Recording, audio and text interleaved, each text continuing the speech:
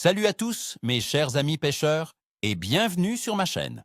Votre expert en pronostic de pêche est de retour pour vous donner toutes les clés d'une sortie réussie. Aujourd'hui, on va décortiquer ensemble le pronostic de pêche pour le 22 novembre 2025, ici, dans notre magnifique Québec. Attachez vos tucs, car cette fin d'automne nous réserve son lot de surprises. Et je vais vous dire pourquoi ce jour pourrait être exceptionnel si vous savez où et comment chercher nos amis à écailles. Ce n'est pas tous les jours qu'on a l'occasion de vivre une telle aventure, alors restez connectés pour des conseils qui pourraient bien faire de votre prochaine sortie un souvenir inoubliable. Commençons par le grand brochet, ce redoutable prédateur. En cette période de fin d'automne, avec des températures d'eau qui flirtent entre 3 et 7 degrés Celsius, le brochet est en mode gavage avant l'hiver. Vous le trouverez généralement posté près des structures, des herbiers restants et des bordures de roseaux, souvent à des profondeurs de 3 à 6 mètres, là où il y a encore de la nourriture et des abris. Pour le matériel, un bon équipement de spinning avec une canne d'action moyenne lourde est idéal. Côté leurre, privilégiez les gros leurres souples imitant des poissons à pas affaiblis, des swimbaits ou des jerkbaits de 12 à 20 cm.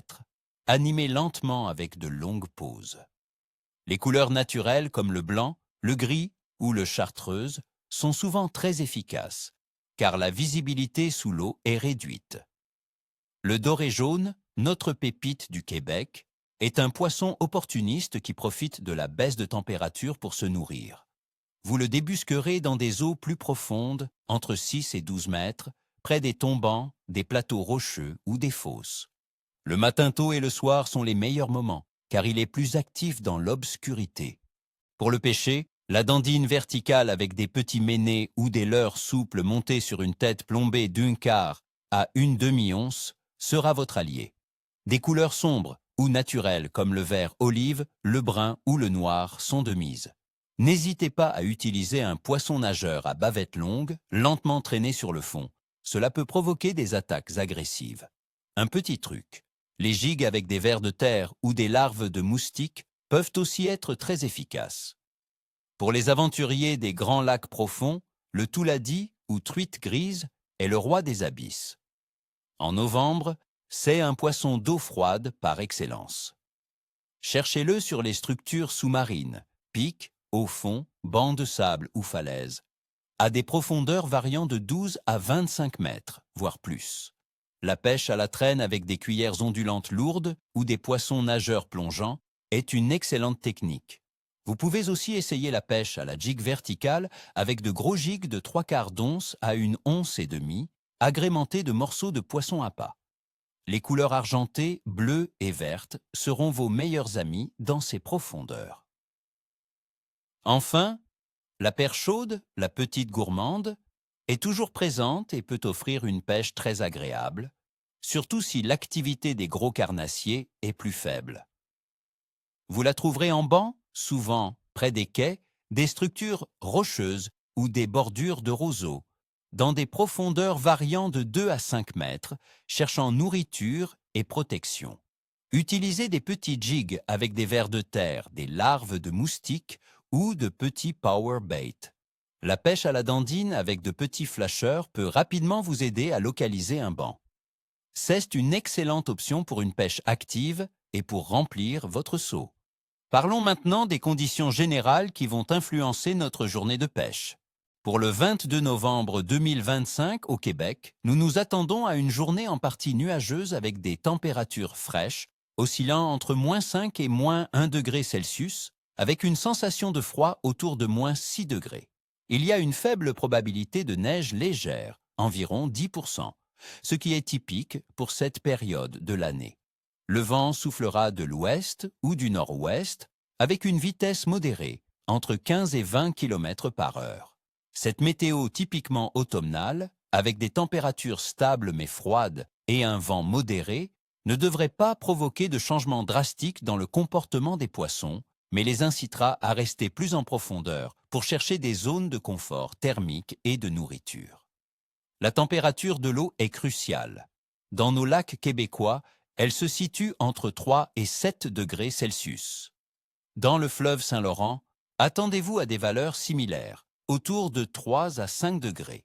Cette eau froide signifie que le métabolisme des poissons est ralenti, mais ils ne sont pas moins actifs pour se nourrir.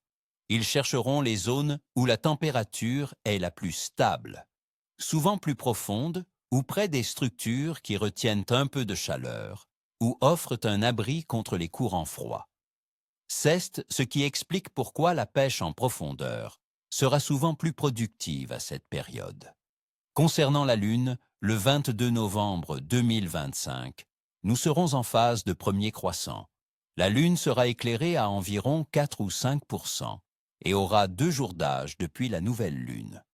Selon de nombreuses croyances de pêcheurs, les jours suivant la nouvelle Lune, alors que la lumière commence à croître, sont souvent considérés comme des périodes de bonne activité, car les poissons peuvent être plus actifs pendant les périodes d'obscurité relative.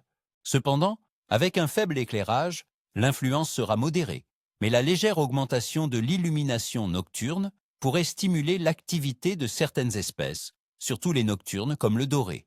L'activité générale de la poisson sera moyenne à bonne pour les espèces de carnassiers et de fond. L'automne est une excellente saison pour la pêche, car les poissons sont prévoyants et se nourrissent intensément avant l'arrivée de l'hiver. Ils adopteront un comportement grégaire, se regroupant en bancs serrés dans des zones spécifiques et plus profondes. Le brochet et le doré seront à la recherche active de proies, tandis que le touladi sera bien installé dans ses profondeurs froides. La perche chaude, elle, sera une cible constante.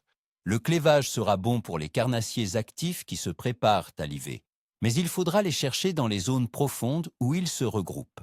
Le poisson sera plus capricieux sur les eaux peu profondes. En résumé, mes amis, je prévois un clévage bon à moyen pour le 22 novembre 2025. Il ne sera pas excellent partout, mais avec la bonne approche, vous pourrez faire de très belles prises. Ce pronostic est justifié par des températures de l'air froides mais stables, une eau froide mais qui pousse les poissons à se nourrir en prévision de l'hiver, et une phase lunaire de premier croissant qui peut encourager une certaine activité. Le vent modéré pourrait rendre certaines zones moins confortables, mais en ciblant les profondeurs et les structures, vous maximiserez vos chances. Voilà, les amis. J'espère que ce pronostic détaillé vous aidera à planifier votre sortie du 22 novembre 2025. N'oubliez jamais que la pêche, c'est avant tout une question de persévérance et d'adaptation. Je vous souhaite à tous une excellente pêche, ni queue ni écaille. Si vous avez apprécié cette analyse, laissez un gros pouce bleu, abonnez-vous à la chaîne si ce n'est pas déjà fait, et activez la clochette pour ne rien manquer de nos prochaines aventures. Et vous, chers amis, quelles sont vos stratégies préférées pour la pêche en eau froide au Québec? Avez-vous déjà fait des prises mémorables en fin d'automne? Partagez vos observations et vos astuces dans les commentaires ci-dessous. J'adore lire vos histoires et apprendre de votre expérience. À très bientôt au bord de l'eau.